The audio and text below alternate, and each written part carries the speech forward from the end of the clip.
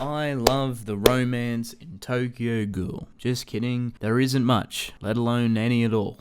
Today we're gonna look at a couple of different characters that I guess Ishida built for the opportunity of romance, which I guess subtly took place in Tokyo Ghoul Re, but we're gonna kind of focus on it a little bit more. These characters consist of Toka, obviously, Hinami, and Tsukiyama, funny enough. All three of these characters, Ishida built the foundation of subtle romance. Just a little bit. Might sound weird when you think about it, but it all kind of wraps into relevancy, and we're going to expand on it. That's the whole point. We're going to kind of rewrite it a little bit. Kind of force romance into the story a little bit more. No, I am not going to be talking about Matsuki. Obviously, that is a different situation, and that's Tokyo Ghoul Re. We ain't going that far. We're just going to talk about Tokyo Ghoul today, so stick with me. Let's explore the avenue of romance. So I guess to kind of expand on Tokyo Ghoul and its very subtle foundation of romance, I gotta explain it. Toka, straight off the bat, not much there. Actually, throughout the entirety of the story of Tokyo Ghoul, she's not the most prolific character, let alone even romance-heavy character. The way Ishida writes her, very simplistic. Who knew?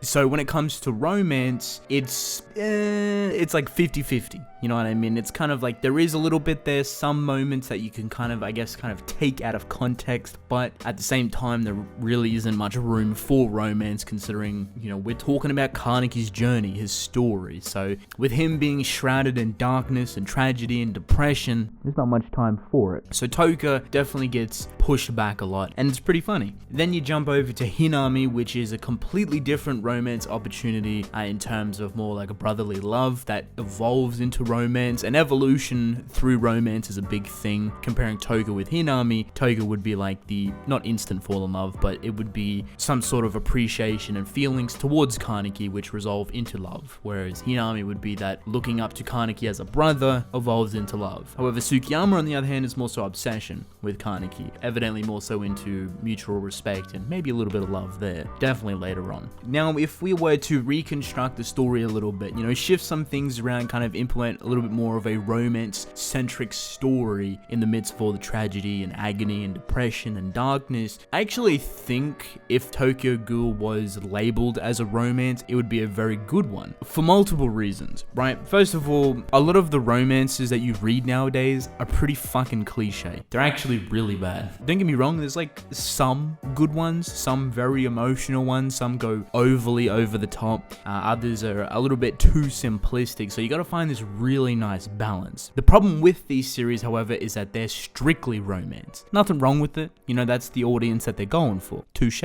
However, when you have a story that's so depressing and dark and just, you know, tragic in nature, there is different genres and different atmospheres construing around the story. When you add romance into a story like that, completely overhauls it. It changes the whole concept of what romance is. When you mix romance and tragedy, and, you know, rest in peace anyone and everyone that has watched Clannad, Your Lie April, or Angel Beats, etc., they fucking hurt you. They really hurt you. They destroy you. Tokyo Ghoul could definitely be one of those things. If it were to be labeled as a romance as well, we could ultimately turn Tokyo Ghoul into a tragic romance. And it's not like that's the focus of the story, but it's more so there's tragedy in it, there's romance in it, and sometimes they combine together. This would be as simple as doing a multitude of different things, right? First and foremost, portraying Toka in a way that is more romantic. For one. Like I said, her character is hardly played upon in Tokyo Ghoul. She plays quite an important role, but it's heavily overshadowed. She's undermined completely. That's why a lot of people don't like her character, is because she's never realistically there. So the first thing we need to do is push her more into the fray, push her more into the open, into the story, and force her more so down Kaneki's throat as a quote-unquote romance. It doesn't have to be cliche, it doesn't have to be over the top, it would just be more emotional. It'd be, you know, the pockets of emotion kind of opening her up, as well as Kaneki opening up as well. Ishida set up a very interesting dynamic between them. Both are burdened by their past. Kaneki was heavily abused by his mother, which is vitally important to how he depicts women in nature. Straight off the bat could have been something he used. Seeing Kaneki open up to women, open up to Toka obviously, and feel comfortable with her is that spark and that trait of romance that would have kicked everything off. And it would have really helped, I guess, develop Kaneki a lot more in that direction. Romance on top of coming to terms with, you know, his abuse as a child, as well as his mother, and Toka kind of rekindling that fire that has been completely destroyed by his fucking abusive mother.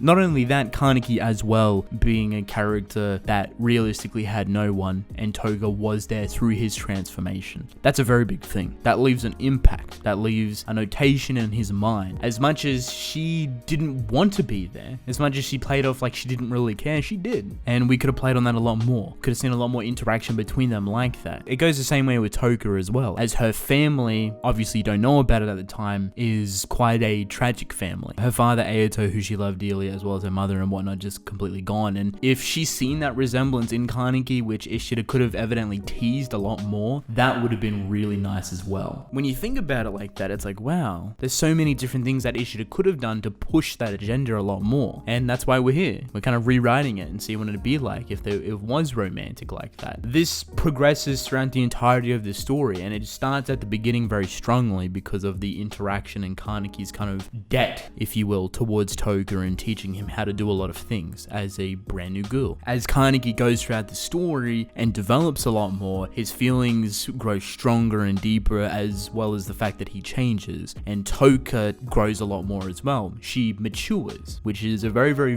big thing through her looking at Kaneki and, you know, feeling like she's safe with him and wanting to help him and basically sharing these feelings with him. She closes herself off, however, something that Ishida kind of played upon a little bit, but not ultimately all too much. But if you rewrite it with the stuff we've just talked about to help kind of open her character up a little bit more, it would have been a lot more impactful. In my case, more enjoyable, more emotional. You would have understood her character a lot more and get more sort of a reasoning why she was doing the things she was. In the situations with Hinami and Sugiyama, they're both completely different to Toka, as like I said before, Hinami goes from, you know, a very young child who is very impressionable, looking at Kaneki who doesn't even know what the fuck he's doing, and she's like, wow, like this is my big brother. That ultimately turns into love. And a lot of people denied that for a long time until you get to the point where she actually is jealous of Toka, and she says herself that she wished she could have been, you know, there for Kaneki like Toka was. You know, she basically confessed her emotion for Kaneki, and it's understandable. It's completely understandable. If anything, there's not a whole lot you could do with the romance between Hinami and Kaneki in Tokyo Ghoul. Evidently, it would more so make up for it in Tokyo Ghoul Re with the time skip and when she becomes a bit older and actually showcasing maybe her emotion towards her finding out about her own feelings, right? The process she went through. Honestly, you wouldn't have to do all too much with Hinami. He should have done a very good job playing upon her as this young child that, you know, looked up to Kaneki as a brother, and, you know, that's like a family love, if you will. And he spent a lot of time fleshing that relationship out and, you know, developing it. The way you would express that more prominently is in Tokyo Ghoul Re with the time skip when she becomes a little bit older and starts to understand her feelings towards Kaneki. That realization, witnessing that would have been really nice as well. And I guess you can kind of say we did, but the context for it is not there at all. We've seen the moment when she kind of confessed her feelings, which was more to herself in regards to Toka, and that was surrounding the whole Suzuya and Hanbi situation with Kaneki just returning in time. But that's it. There's no real context prior to it. So if that was fleshed out a lot more and, like, you know, obviously romance was pushed a lot more, that would have been evidently really good as well. I guess you could also wrap in the fact that Hinami as a young child could have been very perceptive, and she could have noticed a lot of things from Toka and her changing, as well as Kaneki changing as well. Seeing it from another viewpoint would have been very interesting, and whether she got jealous or she was super supportive, I don't know, but maybe she might have tried to set up situations as well. And that leads me to the last character, Sukiyama, right? The reason why I want to add Sukiyama in here is because his relationship with Kaneki is actually very strong. It's one of the strongest in the stories. It goes from enemy to weird companion to friend to, you know, right-hand man, basically. And this all kind of started off with Sukiyama's obsession with Kaneki. Even to the ending of the story, he is obsessed with Kaneki, but more so in a friendly manner, more so in a goofy manner as well. But there is definitely love there, I think. I don't know if Sukiyama is confirmed to be gay or bisexual or anything like that, but if Ishida really wanted to, I think he could wrap that into the story, and it more so probably similar to Hinami take place in Tokyo Ghoul Re after the time skip and Kaneki's disappearance, and I guess Sukiyama maybe coming to the realization of his own feelings and obsession turning into love. With all of these characters, when you wrap it in with tragedy, it can get very emotional. You know, imagine killing off, you know, Hinami or Toka or Sukiyama in Tokyo Ghoul or even Tokyo Ghoul Re. And when you have this pre-context of romance, it becomes extremely emotional. It actually means something. Toka dying would have been pretty emotional, but at the same time, if the romance was built upon, it would have been 10 times worse. And, you know, people would have been rooting for this relationship to happen. Boom, she's fucking dead. I think seeing Hinami die as well would just be fucking sad in general because she's so young and basically innocent. If there was like a brotherly love moment between them when she's, you know, about to die, 100% no. People are gonna fucking cry about that. Like, I would cry. That shit would be sad as fuck. Like, not Hinami, she's so innocent. What the hell? Even with Sukiyama as well. Like, imagine Sukiyama dying in Tokyo Ghoul Re, like a character you don't realistically expect. Someone that's been there since the beginning, up and gone. That would be fucking sad too. This is the biggest difference. What we've read as a story from Tokyo Ghoul and Tokyo Ghoul Re to potentially adding a little bit more romance into it, and how the story could be completely different. Maybe I shouldn't say the story would be different, but maybe the emotion and the atmosphere of the story in different circumstances would be completely different. Don't get me wrong, as much as there is a lot of pros for adding a lot more romance in Tokyo Ghoul, there's also a lot of cons, right? And probably the reason why Ishida didn't do it to begin with is because romance is very bright and it outshines a lot of different things. When you have a story that's so deep, dark, and depressing, having romance in it that may come off seemingly forced, it completely washes out those deep, dark moments. However, if you write romance and build upon it constantly throughout the story, not the main focus, but just constantly reminding us that it's there with a lot of different characters. It doesn't have to be like a fuck ton of characters, it just could be 3 or 2 or 1 even. Just reminding us that it's there in the story, and then playing upon that with the tragedy or with the depressing moments. Maybe seeing Toka get tortured, or Toka seeing Kaneki get tortured. Seeing the lover's reaction to that would be fucking emotional. When you entwine it with the rest of the atmosphere and the rest of the story, it works extremely well. It's a very tedious thing to do because you got to pay more attention to the story and what you're doing, obviously, but there's a very big payoff because when you have a very dark story, right? If you go from a dark event to another dark event, there's not much contrast there. It's just like, oh, that was fucked up, and then, oh shit, that's also fucked up. But when you have like a bright romance bit that's intertwined with the tragedy, it's like, oh, you know, that's pretty cute. Like, oh, you know, there's a bit of romance, you know, a bright chapter for once. Oh, fuck, I wasn't expecting that. We just had a bright moment. You see what I mean? The contrast is completely different. So when you have these standalone bright moments that work well with the story, those dark moments are elevated to a new extreme.